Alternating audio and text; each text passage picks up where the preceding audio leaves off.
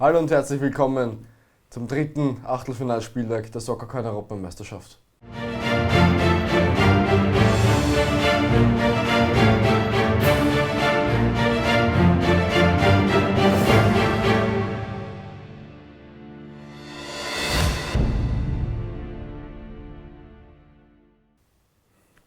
Heute wieder in unserem Studio zu Gast René Hobeck, hallo. Servus Marcel, hallihallo. Wie immer, schön dich zu sehen. Danke, gleichfalls, Kompliment kann ich nur zurückgeben. Im letzten Teil habe ich mich leider vertan mit der Achtelfinalpartie, die heute dran sind. Und zwar spielt nicht die Türkei gegen Irland, sondern es spielt Spanien gegen Kroatien, auf alle Fälle ein Kracher, im Gegensatz zu Türkei gegen Irland.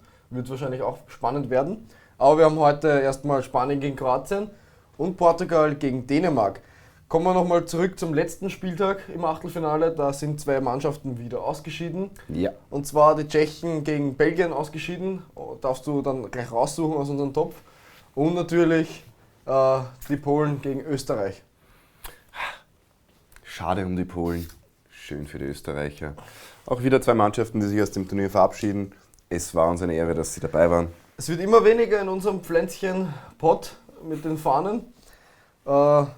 Von den übrigen Mannschaften gibt es jetzt schon einen sicheren Sieger, deiner Meinung nach, oder noch immer ausgeglichener? Also meinen vermeintlich sicheren Sieger kennst du ja schon Österreich, mit Österreich. ganz klar. Ja. Nein, aber natürlich möchte man auch hier professionell bleiben. Österreich hat, wenn man optimistisch ist, Außenseiterchancen. Ja, so fair muss man bleiben. Die Favoritenrollen werden meines Erachtens nach Belgien und Frankreich übernehmen. Gut, dann fangen wir an mit dem ersten Spiel des heutigen Spieltags. Und zwar ist das Kroatien gegen Spanien. Die Kroaten gut bis jetzt in der Gruppenphase gewesen. Spanien ebenso, beide gut durchgesetzt in der Gruppe. Wer hat da die Nase vorne in der Partie? Am Papier würde ich meinen eindeutig die Spanier. In einem Spiel, vor allem in einem Achtelfinale, wird das sicherlich etwas anders aussehen. Da werden die Kroaten mit Mann und Maus versuchen, hier dagegen zu halten. Ich erwarte ein spannendes Spiel. Leichte Vorteile natürlich bei den Spaniern. Wo man dazu sagen muss, Kroatien Weltmeisterschaft im Finale gegen Frankreich. Definitiv. Also die können auch stark sein, wenn sie wollen. Selbstverständlich können sie stark sein. Die Führungsrolle wieder mit Modric, da haben wir wieder mal so ein kleines Problem. Der Luka Modric ist schon etwas fortgeschrittenen Alters, kann diese Schnelligkeit nicht mehr mitgehen und die Spanier können nach Belieben von der Bank Leute eintauschen, die 90 Minuten lang voll sprinten können. Auch heuer wieder viele junge Spieler in der Mannschaft von Spanien. Ja. Zum Beispiel Kepa, wie wir gesehen haben, im Stammtorhüter. Hat der eher verdrängt, ja, absolut richtig. Vorne würde ich dann eher auch einen Alvaro Morata erwähnen, der sicherlich immer mehr aufblüht und einer derjenigen ist, die 90 Minuten lang durchrennen können. Ja. Gut, dann würde ich sagen, wir fangen an mit dem ersten Achtelfinale. Schauen wir es uns an, ob ich recht behalte Schauen wir mal, ob ich mich sich irre. eher Spanien durchsetzt oder Kroatien. Ja, unser schönes Dinamo Zagreb Stadion. Bastelt. Ja, Kalinic im Tor bei den Kroaten, die Nummer 1, dann ein 4-1-4-1 bei den Kroaten aus Aufstellung. Ja, auch da sieht man, da hast du einen Lovren in der Verteidigung, auch schon etwas älter. Seine Kollegen da jetzt in der Mitte, Rakitic, Modric, ja, alles etwas älter. Gerade jetzt der junge Rebic, das ist wieder einer von den Wilden, aber auch der ist mental, glaube ich, nicht ganz da, weil er eigentlich weg wollte aus der deutschen Bundesliga. Ja, und die Aufstellung von Spanien, ein 4-3-3, offensiv, wie Spanien es auch gerne spielt, offensiv. Ja. Da werden natürlich wieder die Flügel, Jordi Alba zum Beispiel, eine Riesenrolle spielen wieder in dem System. Isco, Alcázar, Asensio, die jungen Wilden, wie du vorher schon gesagt hast. Im Sturm vorne. Das könnte ein großer Punkt sein hier in dieser Partie. Fangen wir an mit der Partie. Anfangs sind wir schon, die erste Viertelstunde ist schon vorbei. Großen Fehler von Kroatien. Das tut natürlich weh.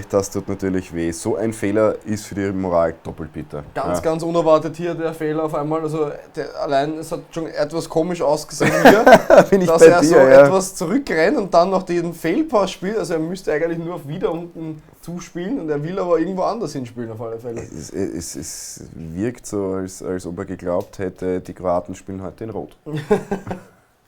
Falscher Mitspieler auf alle Fälle. Anscheinend, ja. Asensio macht. Der wird sich freuen. Natürlich, ganz klar. Und Spanien führt noch 14 Minuten mit 1-0. Aber jetzt fangen die Kroaten an, nach vorzuspielen. Über Modric. Puh. Nicht den Elfer. Schade, aber wieder spekuliert, der Fehlpass. Wieder schön auf Perisic von den Kroaten jetzt in die Mitte. Und Kepa passt gut auf und noch Da eine ist Schau an die Latte von den Kroaten. Der war tolle Parade zuerst mal und dann schießt den Kovacic. War er leicht abgefälscht auch noch? Leider an die möglich? Latte, gut von Albiol. Wahnsinn, Wahnsinn. In letzter Sekunde diese Rettungstat. Viel Glück für Spanien. Wieder Kroatien mit Ante dem Rebic. schönen Schuss von Rebic.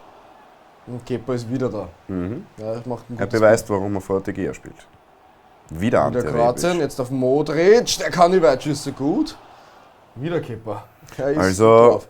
definitiv, aber man sieht, okay, Spanien führt 1:0, die Kroaten machen aber das Spiel. Richtig, ja. Haben wir schon öfters jetzt gesehen in dieser Europameisterschaft auf alle Fälle. Wieder Wahnsinn. Kroatien, wieder Kepa da. Also der macht halt Paraden. Gut, Man des Spiels guter bis Reflex. zu diesem Zeitpunkt. Und jetzt sind wir in der zweiten Hälfte und Spanien fängt wieder an nach vorne zu spielen, endlich. Asensio wieder, zurückgelegt auf Parejo und das 2:0. Ich wollte schon im Ansatz jetzt sagen, Kroatien spielt, Spanien schießt die Tore. Sieht man noch. Also Ja. Kroatien bis jetzt Ja. mehr Chancen, viel besser nach vorne gespielt und dann kommt Spanien das zweite Mal nur erst vors Tor. Ja, aber sie machen es trocken. Ja. Kein Herumgeschnörksel, kein langes Herumspielen, sondern zack, abziehen, langes Eck, Schlenzer. Schön von Parejo auch gemacht hier. Keine Chance. Und Kroatien ist jetzt 2:0 im Rückstand Ja, gegen Spanien. Das wird wahrscheinlich schon zu 70% die Vorentscheidung gewesen sein in dieser Partie. definitiv 52. Minute, früher Zeitpunkt, aber klasse Mannschaft, die Spanien. Und Die Spanien spielen das hört nicht raus. auf. Parejo wieder Weitschuss. Wahnsinn. Ja, einen guten linken Parejo Fuß. gut drauf heute. Wieder ein schöner Schuss. Wieder eine gute Chance hier.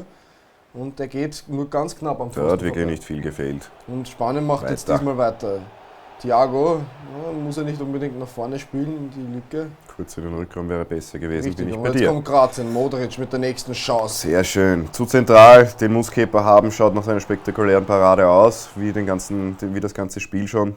Und gleich die Ecke hinten nach Perisic aufs Außennetz. Kroatien kommen wieder jetzt nach vorne. Müssen natürlich nach vorne spielen mit dem 2:0 Rückstand. Wie heißt es so schön, es gibt in so einer Situation nur ein Gas. Vollgas. Und das dürfte es gewesen sein und Spanien dürfte ins Viertelfinale vorrücken. Ja. Wir sind jetzt in den letzten Sekunden, jetzt pfeift der Schiedsrichter ab und Spanien steht im Viertelfinale.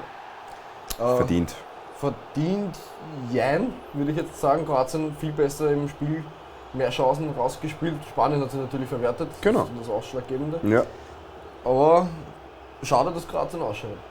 das ist richtig, aber da hat man halt gesehen, ich meine, dieser katastrophale Fehler hinten ganz, einmal ganz zum schlimm, der 1:0. Fehler. Also das wird vielleicht den nächsten Stammplatz in der nächsten Weltmeisterschaft kosten, diesen Innenverteidiger durch diesen Fehler. Ja, dann war das mit der ersten Partie schon wieder im Ja, Achtelfinale. kurz und prägnant würde ich sagen. Ja. Richtig, ja. Ein schönes 2:0, mal mehr Treffer. Das ist schön zu sehen, richtig. Und dann würde ich sagen, Gehen wir gleich weiter. gehen wir gleich weiter. Ja. Portugal gegen Dänemark. Sollte sich Portugal eigentlich durchsetzen können gegen die Dänen, oder? Ja, meiner Meinung nach schon. Ich hätte jetzt von dir eine andere Meinung erwartet, weil du warst immer schon in dem Turnierverlauf mehr bei den Dänen. Du traust den Dänen mehr zu als ich, sage ich mal. Ja, also ich bin hier eindeutig wieder beim Favoriten. Ich glaube auch, dass sich Portugal durchsetzen wird. Jetzt bin ich gespannt. Was sagst Ich du? tippe auch auf Portugal, Ah, ganz doch. klar. Sie haben Ronaldo schon noch, also einen Top-Stürmer vorne. Der könnte wirklich wahrscheinlich wieder ausschlaggebend sein in dieser Partie. Mhm. Aber sonst tippe ich auf Sieg für Portugal. Ja, da sind wir uns mal einig, dann schauen wir es uns an.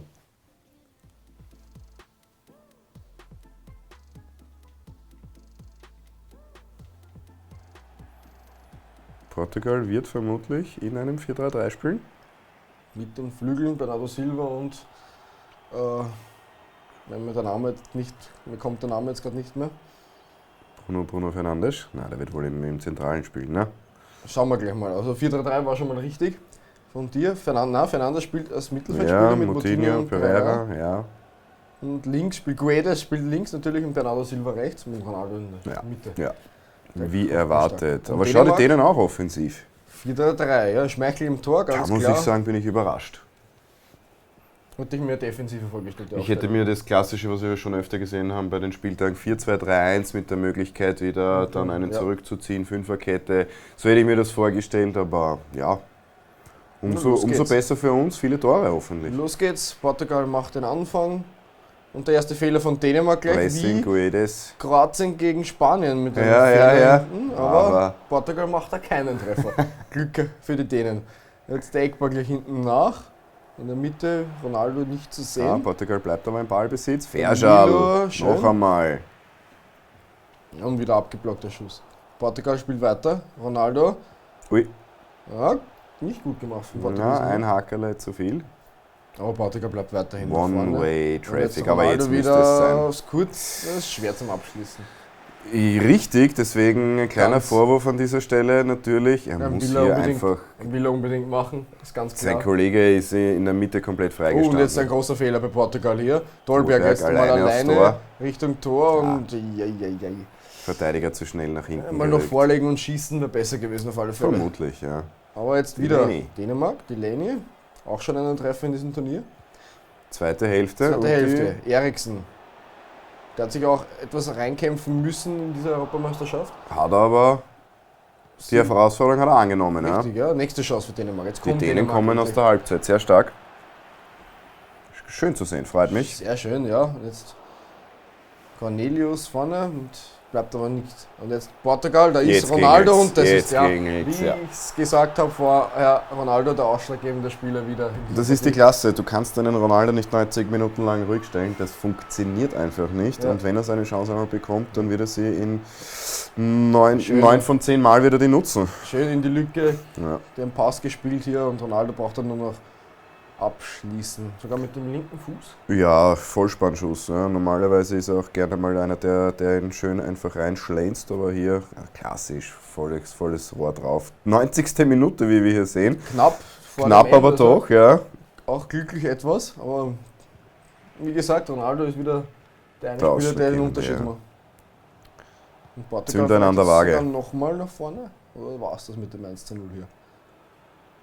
Paulsen passt da auch auf bei den Dänen. Und das war's, ja. Portugal zieht das zweite Mannschaft des heutigen Spieltags ins Viertelfinale ein. War etwas ausgeglichen, die Partie. Erste Halbzeit die Portugiesen, zweite Halbzeit die Dänen, die da stark rausgekommen sind. Dann kam Ronaldo. ganz klar, dann kam einfach Ronaldo und der macht dann wieder den Unterschied. So ist es, richtig, ja. Ja, abschließend zum heutigen Spieltag darf ich jetzt wieder das Wort an unseren Herrn Prohaska geben ins Studio, genau. Und er wird uns wieder die Analyse zu diesen zwei Partien heute geben. Ja, grüß Gott, sind wieder im Prohaska-Studio. Achtelfinale, 3. Tag zwischen Kroatien und Spanien.